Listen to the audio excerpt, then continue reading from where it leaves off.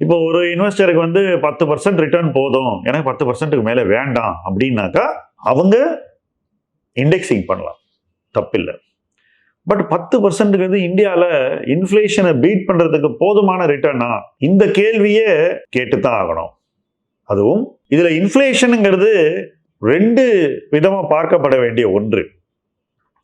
இன்றைய உங்கள் வாழ்க்கை தரத்துக்கு இன்ஃப்ளேஷன், இதே வாழ்க்கை தரத்தை நீங்க வாழ்நாள் பூரா மெயின்டைன் பண்ணீங்கன்னா எவ்வளவு இன்ஃப்ளேஷன் உங்க வாழ்க்கையில வரும்? பட் அப்படியா நம்ம வாழ போறோம்? இன்னைக்கு இருக்கிற லைஃப் ஸ்டைல் எவ்ரி 5 இயர்ஸ் உயர போகிறது இல்ல. ஸோ வாழ்க்கை தரம் உயர்வது என்பது ஒரு வகையான இன்ஃப்ளேஷன்.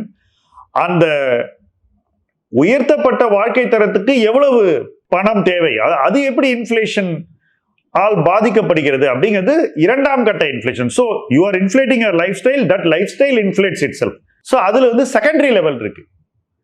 99% ஆஃப் பீப்புள் விரும்புவது இந்த மாதிரியான ஒரு விஷயம் தான். அதாவது என்னுடைய வாழ்க்கை தரத்தை நான் உயர்த்திக் கொள்ள வேண்டும், அது எவ்வளவு அதிக பணம் கேட்கிறதோ அந்த பணத்தையும் சேர்த்து நான் உருவாக்க வேண்டும் என்பது. அதுக்கு 10% பத்தாது, நோ சான்ஸ்.